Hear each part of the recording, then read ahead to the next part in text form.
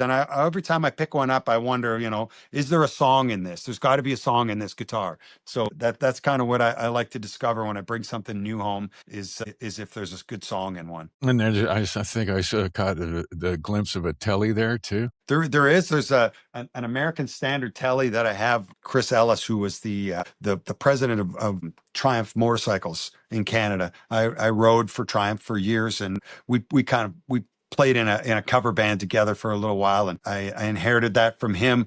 A lot of the guitars now that I've held on to all have stories like that. They were either gifted to me, I inherited them from a friend or a loved one, or I found them, by happenstance. The rest of them they come and go.